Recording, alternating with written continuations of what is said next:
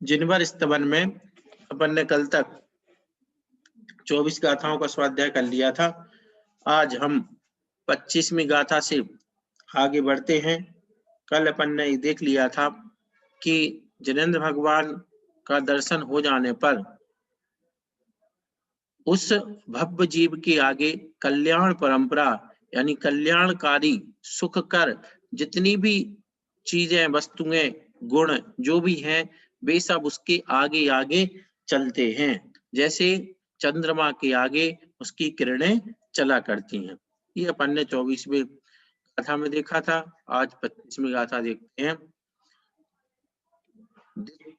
तुमम्मि जिणवर दिसवल्लियो फलन्ति सव्वाहो इत्थम अहल्या बिहु वर्षीय सुन्नम पिरेडेहिम। दिट्ठे तुमम्मि जिणवर, जिनेंद्र भगवान के देख लेने पर दिसवल्लियो, दिशा रूपी जो बल्लियां हैं, वल्ली का मतलब लता, जो बेलें होती ना, बेल, फलंती सब्बाऊ है ना, कि वो क्या करती हैं, सब तरह से फलती हैं। कैसे? अहल्याबी, अहल्याबी अप्रफुल्लतापी, मतलब जो अभी क्या हुई है कि एक क्या होता कि कोई भी अगर फल देता तो पहले फूल होता है, कली बनती है, तो बिना फूले ही अहल्याबी यानी अप्रफुल्लतापी, बिना फूले ही फल दे देती हैं। आपको हे भगवान, जिनेंद्र भगवान के दर्शन करने पर क्या होता है, दिशाएं फलंती सब्बाऊ, सभी दिशाएं अहल्यापी अप्रफुल्लतापी, बिना फूले ही इत्थम फलंती, इष्ट फल को देती हैं, बिना प्रफुल्लित हुए। कितने अंतर है, एक तो भाई फूल हो फिर फल आए, लेकिन यहाँ पर क्या हो रहा है, बिना फूलों के ही डायरेक्ट फल प्राप्त हो जाता है। और क्या, वर्षीय सुन्नम पिरेडेहिम, और सुन्न मतलब बोलते हैं आकाश को, सुन्न मतलब आकाश को बोला जाता है। रेणेहिम, रत्नों की वर्षी वर्षा करते हैं। जो आकाश है उससे क्या होने लगती है, आकाश कैसे, सुन्नम, शून्य यानी शून्य, खाली है आकाश, वह भी क्या कर देता है, रेणेहिम, रत्नों के द्वारा बरसता है, रत्नों की वर्षा करता है। जिनेंद्र भगवान के दर्शन होने पर क्या हो जाता है, जब जिनेंद्र भगवान का दर्शन होता है तो उस समय दिसबल्ली, वो दिशा रूपी जो बेले हैं, वे इष्ट मतलब इष्ट जो पदार्थों को क्या कर देती हैं, प्रफुल्लित कर देती, इष्ट पदार्थों को देने वाली हो जाती है। फलंती सब्बाऊ, सभी दिशाएं, जो सब दिशाएं हैं वे फल देने लगती हैं। दिस बल्लियों, दिशाओं रूपी बल्लियां, जैसे एक पौधा है उसमें बेलें हैं, उन बेलों में फल होगा, फिर उसमें मतलब उसमें फूल होगा, फिर उसमें फल आएगा, ठीक है। इसी, लेकिन यहाँ पर क्या हो रहा है कि जिनेंद्र भगवान के दर्शन होने पर जो दिशाएं रूपी बेलें हैं, मतलब सभी दिशाओं में अहल्यापि अप्रफुल्लतापि, बिना फूले ही क्या होने लगा, इत्थम, इष्ट फल की प्राप्ति होने लगी। ऐसा इष्ट पदार्थों को देने लगती है, मतलब 10 दिशाओं, जो सारी दिशाएं हैं, सब दिशाओं से व्यक्ति को क्या मिलने लगते हैं, इष्ट फल मिलने लगते हैं। और क्या होने लगता है, वर्षी सुन्नम पिरेडेहिम, और जो आकाश है, शून्य कहा जाता आकाश को, तो वहां से भी, यद्यपि आकाश शून्य है और शून्य का मतलब भी यहाँ आकाश है, तो आकाश से क्या होता है, रत्नों की वर्षा होने लगती है। तो इस प्रकार से हे जिनेंद्र भगवान की जो दिस बल्लियों, दिशा रूपी बल्लियां हैं, वे इत्थम फलंती अहल्याबी अप्रफुल्लताबी, मतलब कि बिना फूल के ही इष्ट फल को देने लगती हैं। और क्या होने लगता है? आकाश से रत्नों की वर्षा होने लगती है। तो ऐसा जिनेंद्र भगवान का दर्शन है। अब इसको अपन और अगर गहराई से थोड़ा विचार करें तो जब अपन ने देखा ही था कि भगवान के सामने क्या हो जाता है, सभी दिशा होत फूल फल ऋतु सबे धरती कांच समान, चरण कमल तल कमल है नभते जय जयवान। तो होत फूल फल ऋतु सबे, अब उस समय बताओ वो बिना फूल के ही फल हो रहे ना, वही जो ऋतु नहीं है उस ऋतु के भी फल आ गए हैं। तो बिना फूल के ही फल आए हैं। तो भगवान के प्रकट होने, दर्शन का मतलब यहाँ प्रकट से लगा लो, उनकी उपस्थिति से लगा लो। और आकाश से रत्नों की वर्षा, अपन को पता ही है कि भगवान के गर्भ में आने के पहले ही वर्षा होने लगती है। और यहाँ चूंकि दर्शन की बात है तो दर्शन पे क्या होने लगता है, यहाँ जो अर्थ है उससे अपन को ये समझना है कि जो जिसको जिनेंद्र भगवान का दर्शन यथार्थ में हो गया है तो उसको सारी दिशाएं सुखकारी हो जाती, सीधी सी बात ये है।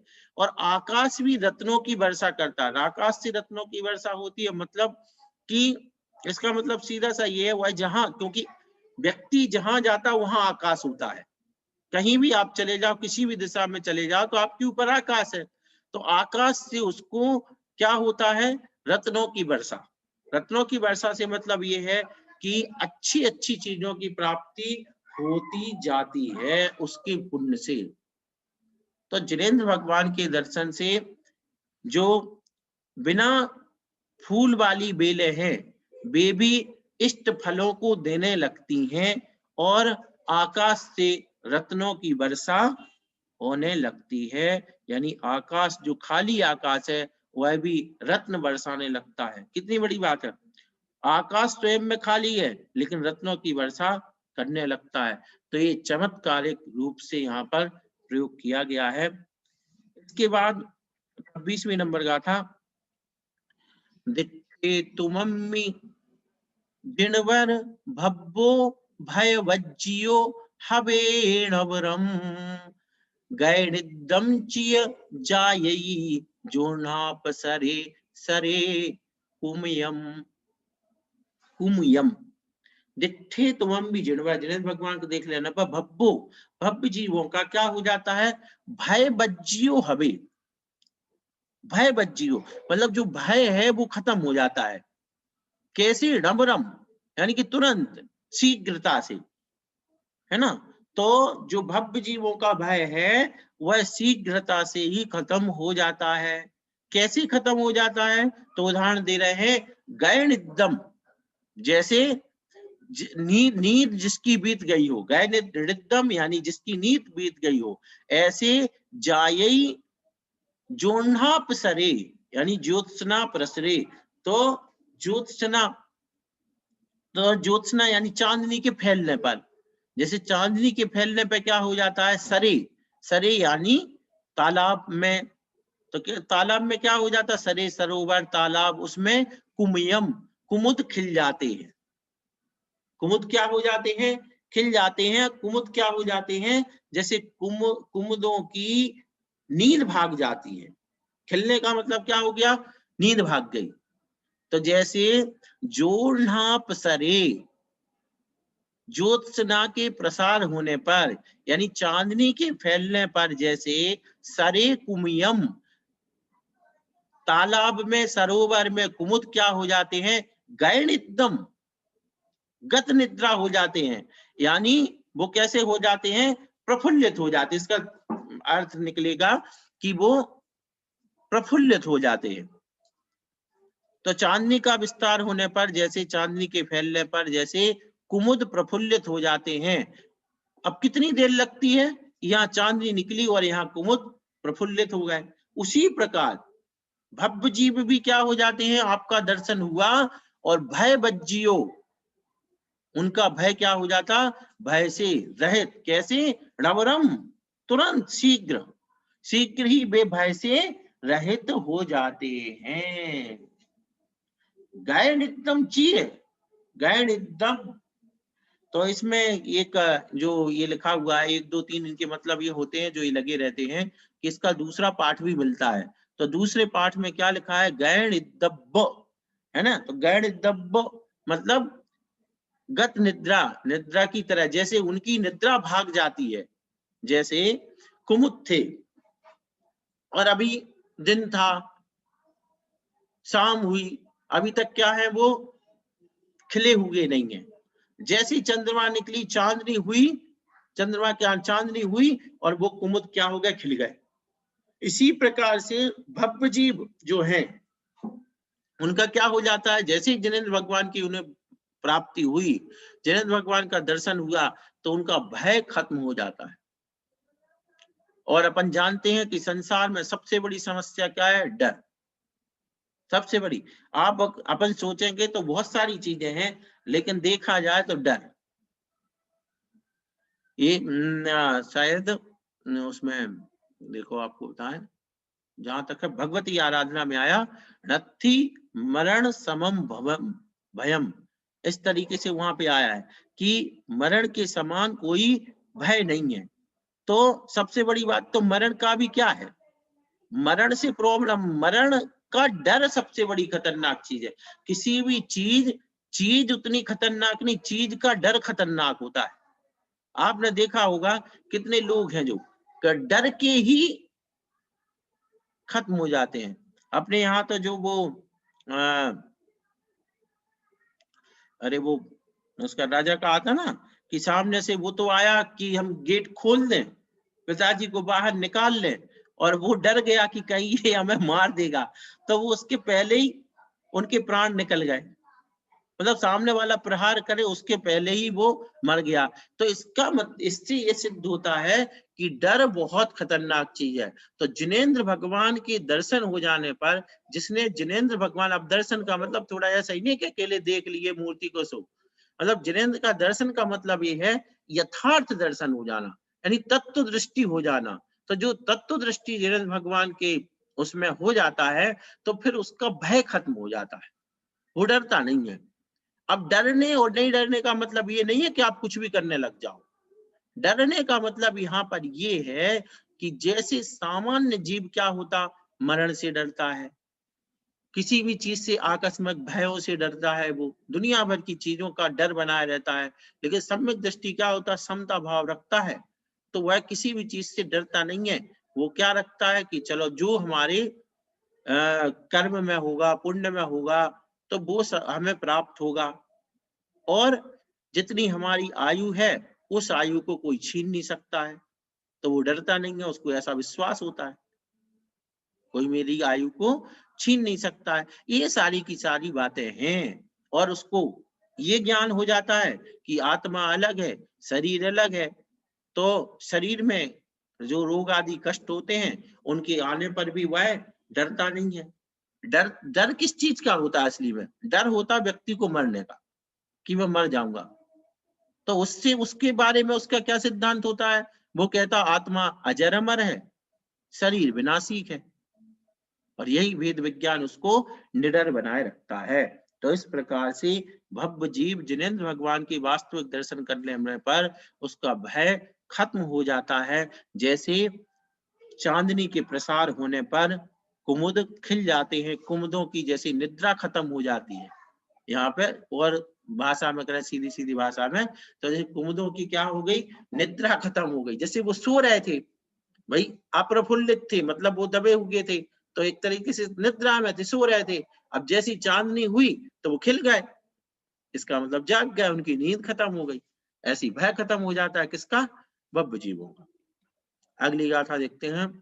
इसका अर्थ हुआ है, जिनेंद्र आपका दर्शन होने पर भव्य जीव सहसा भय और निद्रा से इस प्रकार रहित हो जाता है, जिस प्रकार चांदनी का विस्तार होने पर सरोवर में कुमुद निद्रा से रहित हो जाता है। इसमें देखते अगली, नित्थे तुमम्मि जिणवर येडम सुहम समुल्लसियम सरिणाहेणिव सहसा उद्गमिये पूर्णिमा इंदे। नित्थे तुमम्मि जिणवर, जिनेंद्र भगवान के दर्शन होने पर ये एडम, है ना, हृदयेन, महासुहम, महासुखम मतलब कि महासुख, समुल्यसियम समुल्यसितम यानी महासुख प्राप्त होता है। जिनेंद्र भगवान का दर्शन होने पर हीण मतलब मेरे हीण मेरे हृदय को कितना महासुख प्राप्त होता है। कितना सुख प्राप्त होता है? अब किसी ने पूछा, आपने कह दिया कि दिट्ठे तुम विजिनवर, हे जिनेंद्र भगवान, है ना, मह मतलब मुझे, हीण मेरे हृदय से, समुल्यसियम महस्तुहम मुझे बहुत सुख प्राप्त होता है। तो भाई किसी ने कितना सुख प्राप्त होता है, तो उसको कह रहा है नीचे की लाइन में सरिणाहीणम, है ना। फिर क्या है, जैसे सरिणाह, ठीक है ना, सरितनाथ, राह शब्द चलता है पार्षणाह, तो जैसे पारसनाथ, तो सरिणाह यानी सरितनाथ, सरित यानी नदी, नदी के नाथ कौन होते हैं? समुद्र। तो समुद्र की तरह है सरितनाथ एव, तो नदी के स्वामी की तरह यानी समुद्र की तरह, सहसा उद्गमीय पूर्णिमा इंदे, जैसे अचानक ही तुरंत यहाँ पर चंद्रमा उगता है, पूर्णिमा का चंद्रमा आया, पूर्णिमा इंदे, तो पूर्णिमा का जो चांद है वह पूर्णिमा के चंद्रमा का उद्गमीय यानी उदिते, उदय होने पर, उद्गमिते उदय हुआ और वो क्या हो जाता है, सरिणाह यानी कि जो समुद्र है वह कैसा हो जाता है, समुल्यसियम, उछलने लगता है। तो ये पूर्णिमा का जो चांद है उसके उदित होने पर, जैसे पूर्णिमा के चंद्रमा के उदित होने पर जैसे समुद्र खुशी से उछलने लगता है, जैसे क्या हो जाता है, समुद्र खुशी से उछलने लगता है, उसी प्रकार मुझे भी इतना अपार सुख प्राप्त हो रहा है। समुद्र जैसे लगता है जैसे चंद्रमा को पकड़ने को दौड़ रहा हो, इसी प्रकार मैं भी इतना खुश हूं कि आपको पकड़ने को, मतलब एक बात कर रहा हूं कि अपन भी ऐसा लगे कि जिनेंद्र भगवान को पकड़ने को दौड़ने लगे। अब पकड़ने को दौड़ने का मतलब यहाँ पे ही है कि अपन भी उनकी स्थान को प्राप्त करने की होड़ में आ जाए। इस प्रकार से हे जिनेंद्र आपका हे जिनेंद्र आपका दर्शन होने पर मेरा हृदय सहसा इस प्रकार सुखपूर्वक हर्ष को प्राप्त हुआ है कि जिस प्रकार पूर्णिमा के चंद्र का उदय होने पर समुद्र आनंद वृद्धि को प्राप्त होता है, उसकी जो हिलोरें हैं वो बढ़ जाती हैं, है ना। ये साहित्यिक जो बात है सब लोग जानते हैं। अब इसके बाद अगली गाथा है 28वें नंबर। दिट्ठे तुम बंद, अभी रुको एक मिनट। दिट्ठे तुमम्मि जिणवर दोहिमि चक्षु हिमतः सुहीयहियम हिये जह सह सच्छो होमिति मण रहो जाओ। दिट्ठे तुमम्मि जिणवर, जिनेंद्र भगवान आपको देख लेने पर, दोहमी यानी दोनों ही, चक्षु हिम चक्षुओं के द्वारा, दोनों ही चक्षुओं के द्वारा आपको देख लेने पर, मात्र दो आंखें हैं मेरे पास और इन दो आंखों से देख लेने पर क्या हो गया, तहसुहीयम मतलब उस प्रकार का अधिक सुख मुझे हुआ है, बहुत अधिक सुख प्राप्त हुआ। मात्र दो आंखों से देख लेने पर मुझे अधिक आनंद की प्राप्ति हुई है, मैं अधिक सुखी हुआ हूं। ये जह, अब मेरे हृदय में इतना सुख हुआ है, जह जैसे सहस्रच्छोमो, सहस्रच्छो यानी सहस्राक्ष, सहस्राक्ष, सहस्राक्ष कौन होता है, इंद्र, जो हजार नेत्र बना लेता है। तो अब मैं क्या हो जाऊंगा, मेरे हृदय में कैसा लग रहा है, जैसे मैं सहस्रच्छो यानी हजार नेत्रों वाला होमिति मनोर हो जाऊं, इस प्रकार मेरा मनोरथ हो रहा है कि मैं हजार नेत्रों वाला हो जाऊंगा। दो आंखों से देखने पर इतनी खुशी हुई है, इतना सुखी हुआ हूं, मेरे ऐसा मनोरथ उत्पन्न हुआ है कि मैं क्या हो जाऊं, हजार नेत्रों वाला हो जाऊं।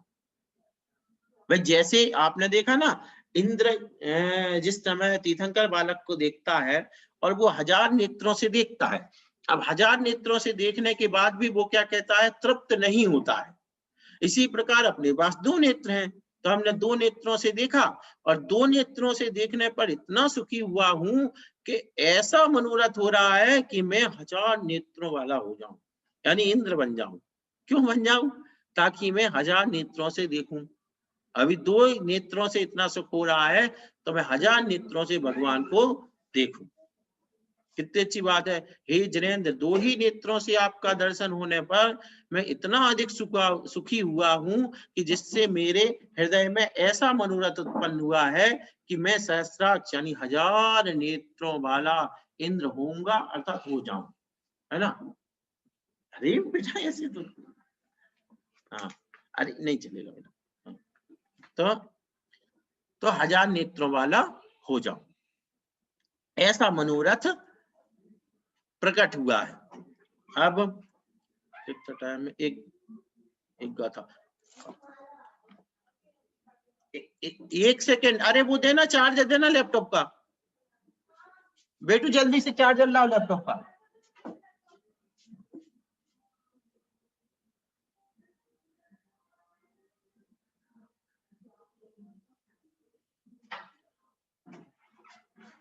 ऐसे नहीं बेटा, टूट जाएगा।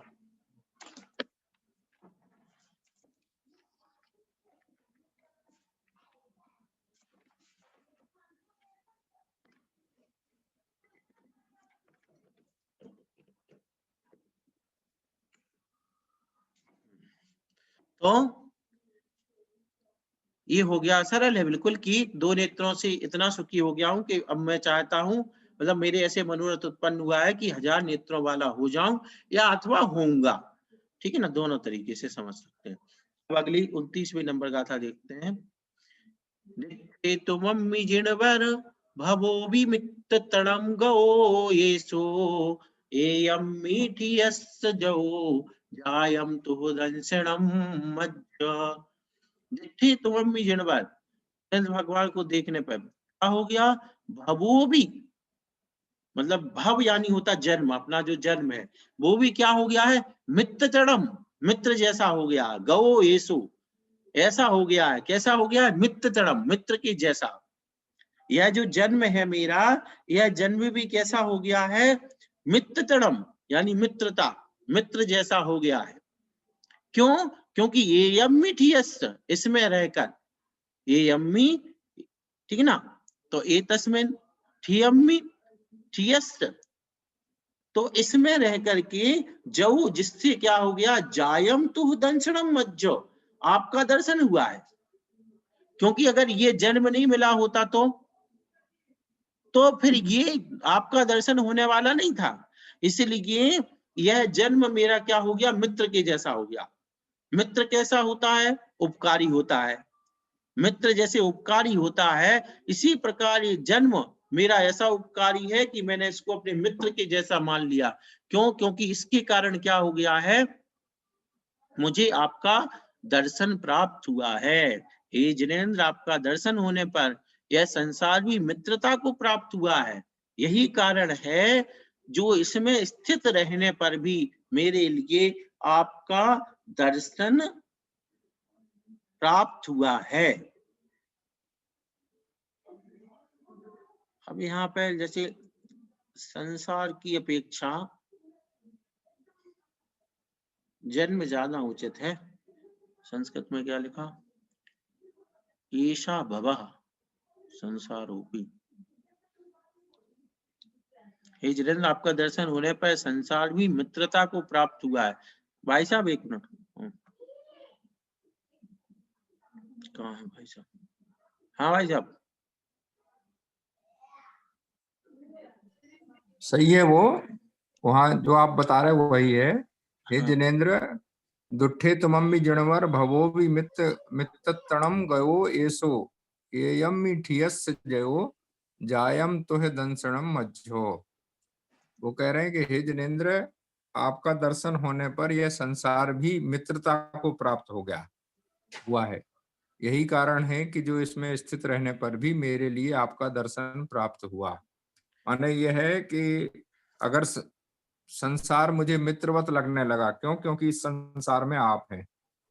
नहीं, जैसे मैं संसार और जन्म दोनों में से हाँ हाँ, कौन सा शब्द ज्यादा नहीं सही है? नहीं, जन्म नहीं, जन्म नहीं, वहाँ संसार है, पूरे संसार के लिए भी। वो भवो है ना ऊपर, भव हाँ भव माने संसार। और संस्कृत टीका में भी भवा संसारोपी, भवा भवा भवो हाँ हाँ भी हाँ। माने संसारोपी। तो यहाँ हाँ जैसे क्या होता है कि आपका घर है, मान लो उसमें महाराज आ जाएं, हम्म, महाराज विराजमान हो जाएं, तो वह घर हम्म, कैसा लगने लगेगा? मंदिर जैसा लगने लगेगा। जिनेंद्र भगवान की मूर्ति रख दें तो घर मंदिर हो जाएगा। हम्म, ऐसे ही जो संसार है, वो संसार को असार मानते हैं, लेकिन वो संसार भी सारभूत प्रतीत होने लगता है। कब? जब तक तीर्थंकर है। तो जिनेंद्र भगवान का दर्शन होने पर यह संसार भी हमें मित्रता को प्राप्त हुआ है, मैंने मित्र जैसा लगने लगा है, क्योंकि जो इसमें स्थित रहने पर भी मेरे लिए आपका दर्शन प्राप्त हुआ। भगवान क्योंकि अगर संसार में नहीं होते तो भगवान का दर्शन हम कैसे करते, संसारी जीव। तो हमें तो यह संसारीपना भी अच्छा लग रहा है, क्योंकि इसमें रहते हुए मुझे आपके दर्शन करने का सौभाग्य प्राप्त हो रहा है, यह हुआ है। ठीक है। ठीक है, ठीक है भाई, वही था मेरा कि अगर अपन जन्म वहां लेते हैं तो क्या अंतर आएगा?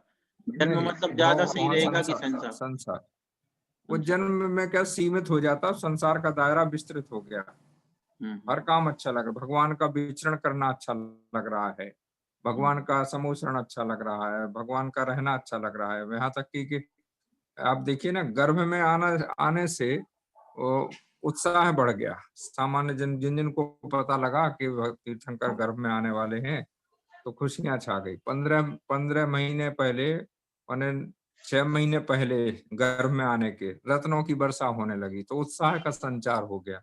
तो इसलिए वह संसार भी अच्छा लगने लगा, मित्र के जैसा लगने लगा। एक ठीक और है। देख, हाँ, एक और देखते हैं।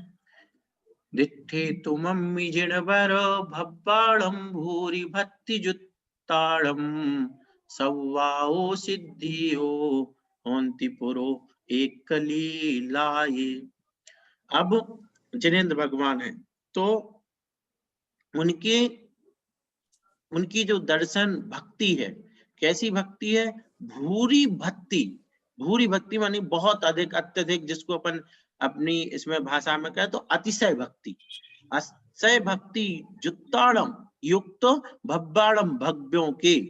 तो जो अतिशय भक्ति से सहित भव्य हैं, उनके क्या हो जाता है? आपके दर्शन करने पर, दिट्ठे तुमम्मि जिणवर, आपके दर्शन करने पर सव्वाओ सिद्धियों, सभी सिद्धियां, मतलब जो भी सिद्धियां हैं वे सब क्या हो जाती? होंती पुरो, पुरो यानी बिल्कुल सामने, सामने आ जाती, एक लीला, एक लीला की तरह। लीला क्या होती है? लीला होती है मतलब क्रीड़ा, जैसे कहते हैं ना, खेल खेल में। अपन कहते हैं ना, अरे यार ये काम तो तुमने खेल खेल में कर दिया। मतलब कोई काम था, कोई बहुत बड़ा काम था और किसी ने कर लिया, तो अपन के अरे भैया उसने तो ऐसे कर दिया, खेल खेल में ही निपटा दिया उस काम को, या इस काम को तो मैं खेल खेल में ही कर डालूंगा। तो मतलब अनायास थोड़े से समय में प्राप्त हो जाती हैं। तो जो अतिशय भक्ति युक्त भव्य है, उनके लिए सब्बाओ सिद्धियों, सभी सिद्धियां पुरो यानी उनके सामने प्रकट हो जाती हैं। कैसे? एक के लीलाए, एक लीला मात्र से, कीड़ा मात्र से। हाँ भाई साहब, इस पे और थोड़ा। हाँ, दिट्ठे तमम्मि जिणवर भब्बाणम भूरि भत्ति जुत्ताणम सब्बावो सिद्धियो होंति पुरो एक कली लाए। हे जिनेन्द्र, आपका दर्शन होने पर अतिशय भक्ति से युक्त भव्य जीवों के आगे सब सिद्धियां एक कीड़ा मात्र से ही आकर प्राप्त होती हैं।